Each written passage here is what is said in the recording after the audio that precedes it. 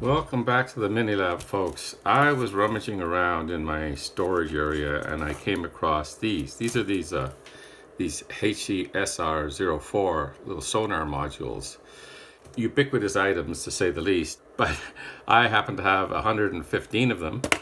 I used to have a microcontroller maker store online, and this is some leftover inventory that I haven't gotten rid of yet. But I thought I'd have a look at one of these today, kind of see what they're all about. It's a handy little module. It fits easily into projects. I built one for my garage. I have a tool cabinet there, and my wife tends to, or did one time, tend to bump into it a little bit and did some a little bit of damage. She gets to use the garage in the winter. I don't. So, but she wasn't very careful about. She's a little bit height challenged, so I guess she can't see over the bonnet of the car enough to see when she's, within a few inches of the tool chest. So I built up a little thing with this, and it just gives her like a traffic light. She comes in, the light's green, and then it'll go orange when she's within 2 feet, and it'll go red if she's within a foot, so she can stop in time. So that's worked out great. But that's about all I've personally done with one of these. I did think about one time about using it as a way to tell the height of a column of liquid, actually a barrel, and so then I could open up a valve so the barrel didn't get too high and overflow in the wrong area. That way I could pipe off the overflow to the right area, but I never did get around to doing that. But anyway, let's see what about these things. So they have on them, they have 4 pins here. They've got a VCC. They've got a trigger, they've got the echo pin, and the ground. So they basically do all the work for you. You send it a trigger when you want to do an echolocation, and it gives you the echo signal back. And how that works here. So here's the trigger. So the trigger needs to be a pulse. These are all TTL levels, despite the fact this one being stunted. You need a trigger pulse of more than 10 microseconds. Anything beyond 10 microseconds should work fine. Then about 260 microseconds later, you'll get this sonar pulse, just a beep. It's basically 40 kilohertz, only 8 cycles, so it's a very short little beep. And then immediately after that beep is emitted, the echo line goes high, and it goes high until it receives the echo back. So the length of time it's high is twice the travel time. So it has to go up to the object, bounce off it, and come back again. And so it ends when the echo is received. Now, that's all fine and dandy, but what do you do with that? Well, I know a lot of you guys don't like math, so I'm just going to pull out this next page here, and I'll put it on top of this page, and you guys can look at it at your leisure to figure out why I've done what I've done here. But it ends up that if you take the pulse that comes out of this in milliseconds, and divide it by 5.829, you'll get the distance in meters. That'll come in handy later. But let's now hook one up and see if we can see all this going on. So I already have one here with some connections made to it. I added a third output here. This is the signal that goes into the emitter, so we can see those 8 cycles of the sonar beep. And now I just got to hook this up to some power and up to an oscilloscope and all that jazz. So I'll speed through this.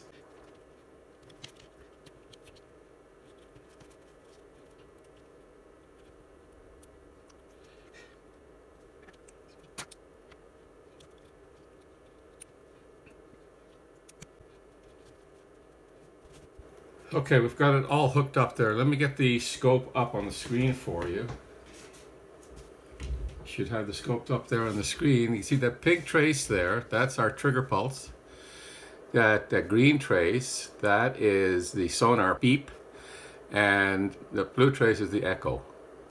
So right now you can see that the blue pulse is, if you look at the measurements right about here, we got a let's say 9.66.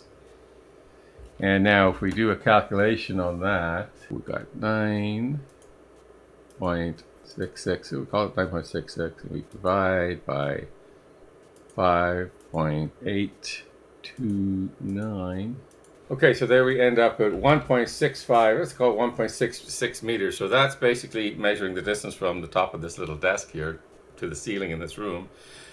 So that is indeed 1.6 meters, 1.66 meters. And let's see if we can make this a little bit more intuitive. I'll get this little, it's 30 centimeters long, it's a ruler. And I'm going to put a target on top of it. Now we're losing about, I guess, about a centimeter from the distance of the cone here. So we should be in the ballpark anyway.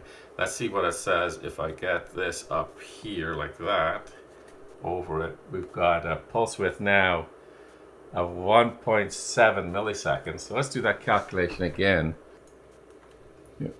1.7 milliseconds divided by 5.829 equals 29 centimeters. So that's exactly what we expected, and that's exactly what we got.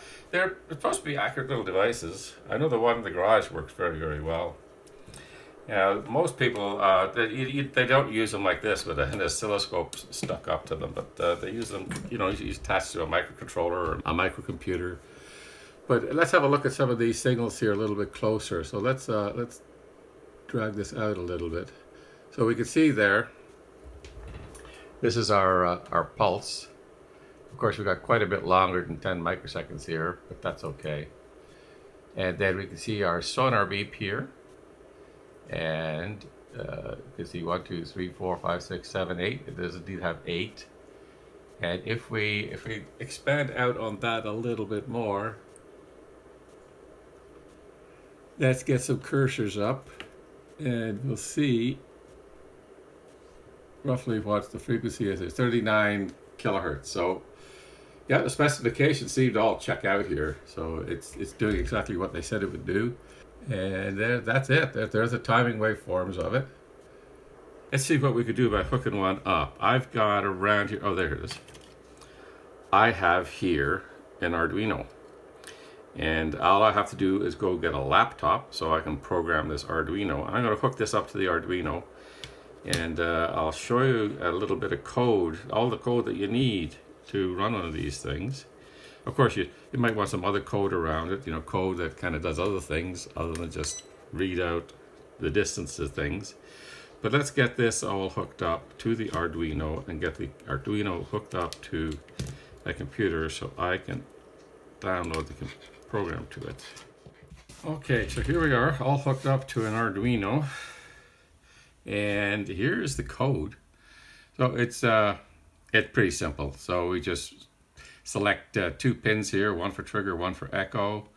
And we've got 2 variables, duration and distance. And this here's the setup. We just set up the serial console. And we want to put pin mode, triggers output, echo is input, digital right trigger low. That's just to make sure that the trigger is at a defined state before we get going. And delay microseconds. We're just going to wait 5 microseconds to make sure that that happens before we continue on.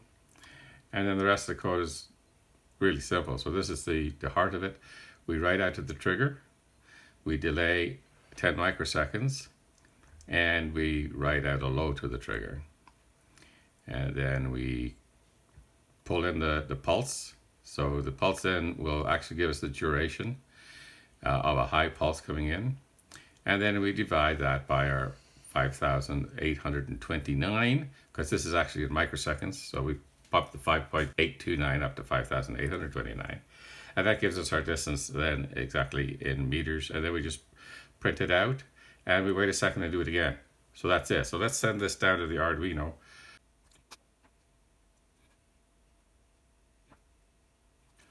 Okay, let's open up the serial monitor. Okay, we're pointing at the ceiling. We're pointing at the iPhone, the camera. That's a half a meter away. Pointing at the wall over here, probably a third of a meter or so. Yeah. My hand is about a foot away. Yep. So that's it. That's how they work. That's it. Dead easy. Let's see if we can get something over across the room there. Okay, that's the wall away over there, about 7 feet, 8 feet away. That's it. Okay, there we go. That is the HC-SR04. That's my module for the millennia. I don't do my module of the month much anymore, but maybe I should do some more. All right, folks, thanks for coming out and joining me. I don't know what I'm going to do with 115 of these things. If you guys got any ideas, let me know. I don't really have a maker club or what they call those places, maker space around that I can just drop them off to. I attempted to talk to the guys in the high school, the science teachers in the high school, and they said, we don't do any extracurricular activities around here, boy. So they weren't interested in them. I've got all sorts of equipment I can give them to, oscilloscopes, power supplies, they're not interested. They're not interested in doing anything except for what the curriculum calls for. That's why our youngsters are so well educated these days. Again, thanks for coming out, guys. Sorry for ranting. We'll see you in the next video. Bye-bye.